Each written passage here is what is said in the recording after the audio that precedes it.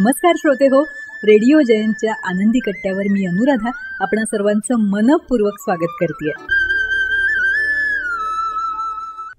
श्रोते हो, सासू सून हे दोन शब्द उच्चारले ना तरी पण भुवया उंचवल्या जातात, डोळे मोठे होतात. अर्थात कारणही तसंच आहे. या नात्याला कुठल्या ना कुठल्या छोट्या मोठ्या वादाचं काळं तीट लागलेलंच आहे, अगदी पिढ्यानं पिढ्यापासूनच. पण असं जरी असलं तरी पण हे नातं आपण सुंदर कसं करू शकतो याविषयीचीच एक कथा वाचनात आली, विक्रम इंगळे यांनी लिहिलेली. या कथेचं शीर्षकही त्यांनी फार मोठं रंजक दिलंय, ते म्हणजे मीटिंग ऑफ मिल अँड डिल, म्हणजेच mother in law and daughter in law, सासू आणि सुनेची मीटिंग. ऐकूया आजच्या आनंदी कट्ट्यावर ही कथा. दुपारी 2 वाजता वैशाली जोशींच्या मोबाईलची मेसेज टोन वाजली. त्यांनी चष्मा डोळ्यावर चढवला आणि बघितलं तर व्हॉट्सॲप होता. आज संध्याकाळी 5:30 वाजता आपण कॅफे सनराईजमध्ये भेटतोय, मला तुमच्याशी बोलायचंय. हा मेसेज शेजारच्या बेडरूममधून त्यांची सून श्रुती जोशीनं केला होता. मेसेज वाचून वैशालीताईंना जरा हायसं वाटलं. अर्थात त्याला कारणही तसंच होतं. दोघी सासू सुनेमध्ये गेले 4 दिवस अबोला होता. अगदी दृष्ट लागावी अशी सासू आणि सुनेची जोडी होती. पण 4 दिवसांपूर्वी दोघींमध्ये जरा वादावादी झाली होती. प्रणव जोशी आणि श्रुती जहागीरदार यांचं साधारण 1 वर्षापूर्वी अरेंज मॅरेज झालं. अगदी कांदे पोहे खाऊन ठरलेलं. प्रणव एका कंपनीमध्ये इलेक्ट्रिकल इंजिनियर होता, तर श्रुती इन्व्हेस्टमेंट कन्सल्टंट होती. काही दिवसांपूर्वी जोशींच्या घरामध्ये एक कार्यक्रम होता. त्यावेळी वैशालीताईंची मोठी नणंद प्रियंवदा ही सुद्धा आली होती. स्वभावाने अतिशय शिष्ट, इकडचं तिकडे करण्यात पटाईत. त्यामुळं तिच्या या स्वभावामुळे तिला प्रियंवदा आगलावे या नावाने ओळखलं जायचं. असो, पण या प्रियंवदामुळे घरामध्ये दोघींमध्ये गैरसमज झाले होते. प्रणव, मी आज संध्याकाळी बाहेर चालली आहे. कुठे? काही काम? हो, काही गैरसमज आहेत ते दूर करण्यासाठी. प्रणवनं ओळखलं की श्रुती आईला भेटणार आहे ते. पण बाहेर का? घरातच बसून बोला आणि सॉर्ट आऊट करा ना. नको, त्याच वातावरणात नको. बाहेर पडलो ना की दोघींचे विचार पण साचेबद्ध चाकोरीतून बाहेर पडतील आणि मनमोकळं बोलणं होईल जरा. त्यानं काहीही न बोलता मूक संमती दिली. इकडे वैशालीताईंनी जेव्हा विनायक जोशींना ही गोष्ट सांगितली तेव्हा ते म्हणाले, काय तहाची बोलणी करायला का? हो, काहीतरीच काय, माझीच लेक आहे ती आणि काही तहाबिहाची बोलणी नाही. चला, चांगलं आहे, घरातली ही तणावपूर्ण शांतता तरी संपेल त्यानं. संध्याकाळी बरोबर 5:30 वाजता दोघीजणी घरापासून 5 मिनिटाच्या अंतरावर असलेल्या कॅफे सनराईजमध्ये भेटल्या. दोघींमध्ये अबोला असल्यानं पहिल्यांदा कुणी बोलणं सुरू करायचं या विचारानं दोघी उगीचच हातांची चुळबुळ करत बसल्या. सॉरी, श्रुतीनं शांततेचा भंग केला. कसलं सॉरी ग? उलट मीच तुला सॉरी म्हणते. वैशालीताईंचा चेहरा एकदम खुलला. त्यात अबोला संपल्याचा आनंद जरा जास्त होता. श्रुती, मी कुणाच्या तरी सांगण्यावरून तुझ्याबद्दल गैरसमज नको होता करून घ्यायला. जरा चुकलंच माझं म्हातारीचं. हो जोशी काकू, माझ्या सासूला म्हातारी वगैरे म्हणायचं नाही हं, मला नाही आवडणार ते. आता श्रुतीच्या या बोलण्यानं वातावरण एकदम हलकं झालं आणि 4 दिवसांनी दोघी एकत्र हसल्या. नाही आई, माझंच जरा चुकलं. इतकं ताणून धरायला नको होतं मी. तुम्ही मला तुमची लेक म्हणता ना, मग आपल्या आईवर इतकं कुणी रुसतं का? अगं तसं काही नाही. हे जे आपण आज मोकळेपणानं बोलतोय ना, ते समजून यायला 3-4 दिवसाचा अवधी हवाच होता. तेवढ्यात वेटरही आला. येस मॅम, 2 चहा, वैशालीताईंनी सांगितलं. पण त्यातला एक विदाऊट शुगर. अगं 4 दिवसांनी बोलतोय, त्या आनंद प्रित्यर्थाचं साखरेचा चहा घेऊ दे मला. अजिबात नाही.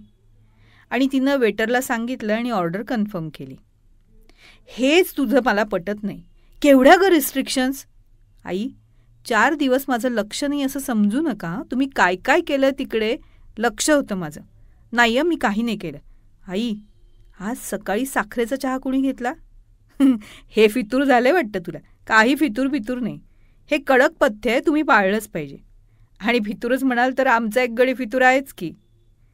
श्रुती, खरं सांगू, 4 दिवस ना तुझी ही प्रेमळ दादागिरी खूप मिस करत होते मी. तुम्ही मला आता किती मस्का लावलात, किती गोड बोललात तरी चहा बिना साखरेचंच मिळणार आहे.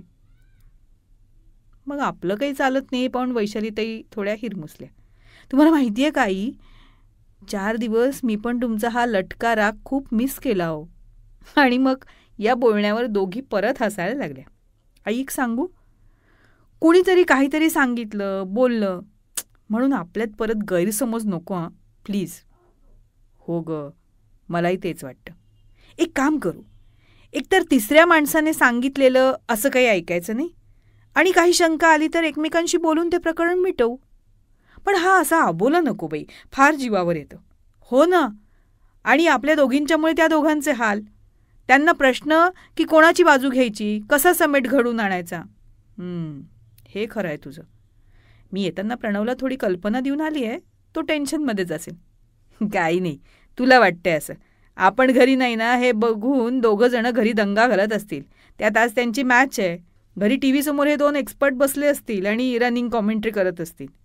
कसं असतं ना, मला वन्सनचा स्वभाव माहिती आहे, तरीसुद्धा कधी कधी ना बळी पडल्यासारखं होतं ग. आता परवा मला त्या म्हणाल्या, तुझ्या सुनेनं लेकाला अगदी ताटाखालचं मांजर बनवलंय, नंदी बैलासारखं तिच्या होला हो करतो. तू जरा सासूसारखी वाग, फार लाड करतेस तिचे. एक दिवस तुझ्या डोक्यावर बसून मीरा वाटेल ना तेव्हा कळेल. कधी कधी ना आपण या बोलण्याला फशी पडतो. सगळं माहिती असून सुद्धा जादू केल्यासारखे ते शब्द आपल्यावर गारूड करून टाकतात, आणि नकळतपणे आपण त्या निगेटिव्हिटीच्या जाळ्यात ओढलं जातो. कसं असतं ना की मी आता 60ला आली आहे. या वयात नाही म्हटलं तरी थोडंसं हळवं आणि इन्सिक्युअर व्हायला होतं ग. त्यामुळे असं कुणी काही सांगितलं ना की लगेच विश्वास ठेवला जातो. आणि काय माहिती आहे का, घरामध्ये बाईचं सर्वस्व आणि जीव की प्राण असतं ते तिचं स्वयंपाकघर. इतके दिवस मी होते तिथे एकटी, पण गेल्या काही महिन्यांपासून तू आलीस ना, मग उगीचच मनाला वाटतं की माझा एकछत्री मालकी हक्क आता कोणीतरी हिरावून घेतलाय आणि तुझा पण हुकूम चालणार. आई, अगं मला माहिती आहे, दिसतंय की असं नाही आहे, पण तरी पण थोडी घालमेल होतेच ग. पण होईल, मला जसं कळतंय तसं वळेल. पण काय श्रुती, गाडीनं रूळ बदलले की थोडासा खडखडाट होतो, वाढतो, पण एकदा का सरावली ना की परत सगळं स्मूथ होतं. आई, होतं असं. तुम्हाला एक गंमत सांगते. माझं जेव्हा लग्न ठरलं आणि मी इथे येणार असं फिक्स झालं ना, तेव्हा माझ्या आणि प्रणवच्या एंगेजमेंटनंतर माझ्या आईने एक गोष्ट सांगितली होती. ती म्हणाली होती, तू आता एका वेगळ्या घरात जाशील, तिथे सगळ्यात महत्त्वाची व्यक्ती म्हणजे प्रणव. पण सासूला सासू म्हणून न बघता आई म्हणून बघ, म्हणजे आयुष्य सुखी होईल तुझं. 2 भिन्न स्वभाव एकत्र स्वयंपाकघरात नांदणार म्हणजे कधीतरी भांड्याला भांडं लागणार ग. पण त्यांचा नाद किंवा तो आवाज किती वेळ घरात घुमत ठेवायचा ना, हे मात्र आपल्या हातात आहे. काय, हात पुढे करून आवाज थांबवण्यात शहाणपणा आणि सुख आहे. मात्र मीच का आवाज थांबवायचा हा विचार मनात आणलास तर भांडी कायमच एकमेकांवर आपटत राहतील आणि त्यांच्या आवाजानं घरातली शांतता भंग होईल. हे ऐकून मात्र आता वैशाली त्यांचे डोळे भरून आले. नशीबवान सासू आहे ग मी. नाही आई, मी नशीबवान आहे की मला तुमच्या इतकी समजूतदार आणि प्रॅक्टिकल सासू मिळाली. थोडक्यात काय, तू हात पुढे करून नाद थांबव आणि मी भांडी आदळणार नाहीत याची काळजी घेते. आणि आपण दोघीही रूळ बदलताना होणारा हा खडखडाट आनंदाने सहन करू. चल, आता आपला आबोला संपला. या आनंदाप्रित्यर्थ जरा शॉपिंगला जाऊ. रात्री 8 वाजता बेल वाजली म्हणून प्रणवनं दरवाजा उघडला तर बघतो तर काय, सासू सुना हसत हसत एकमेकींशी बोलत उभ्या होत्या. दोघींच्या हातात शॉपिंग बॅग्स होत्या. प्रणव त्यांच्याकडे बघतच राहिला. काय रे, कोण आहे? विनायक जोशींच्या या वाक्यानं त्याची तंद्री मोडली. आई आणि श्रुती आहेत बाबा. दोघी जणी आत आल्या. त्यांची अखंड बडबड सुरू होती. आत येऊन बसल्यावर वैशालीताई विनायक जोशींना म्हणाल्या, अहो बघा ना, श्रुतीनं मला किती छान साडी घेतली आहे. असं म्हणून त्यांनी हातातल्या बॅगमधली साडी काढून दाखवली. मला पण आईंनी ड्रेस घेतलाय, केवढा सुंदर आहे ना. प्रणव आणि विनायक जोशी आता एकमेकांकडे बघत राहिले. मॅडम, तुम्ही ज्या कामासाठी गेला होतात त्याचं काय झालं? छे हो, किरकोळ गैरसमज होते ते. मिटले. तुम्ही साडी कशी येते सांगा. प्रणव आणि विनायक जोशींना हसावं की रडावं तेच कळत नव्हतं. हो, 4 दिवस अबोला होता, घरात तणाव होता. जाताना सुद्धा ह्या दोघी तशा गंभीरच होत्या आणि 3 तासात हे वेगळंच चित्र समोर होतं. अहो, मी काय म्हणते, वैशालीताई विनायक जोशींना म्हणाल्या. काय? माझ्या मते ना, लग्न जुळवताना मुलामुलींची पत्रिका बघण्याऐवजी ना, होणाऱ्या सासू सुनेची पत्रिका जुळवून बघायला हवी. त्या जमल्या ना, तर मग संसार जास्त सुखाचे होतील. हो ना? श्रोते हो, अतिशय सुंदर आणि सासू सुनेच्या नात्याची गोडी वाढवणारी, वृद्धिंगत करणारी ही अतिशय सुंदर अशी कथा. या कथेतून बोध काय घ्यायला हवा असा जर विचार केला ना, तर तो बोध असा घ्यायला हवा की सामंजस्यानं, सत्सद विवेकबुद्धीनं आणि त्याचबरोबर एकमेकांशी योग्य पद्धतीनं संवाद साधून सासूसुनेचेच काय तर कुठल्याही नात्यातले प्रॉब्लेम्स हे नक्कीच सॉर्ट आऊट होऊ शकतात. हेच खरं. हो ना? तेव्हा श्रोते हो, हा होता आनंदी कट्ट्यावरचा आजचा सुंदर विचार. तुम्हाला तो कसा वाटला याविषयीची तुमची कमेंट बॉक्समध्ये नक्की लिहा. आणि त्याचबरोबर रेडिओ जयंतचे दर्जेदार कार्यक्रम ऐकण्यासाठी रेडिओ जयंत लाईक करा, शेअर करा आणि सबस्क्राईब करा.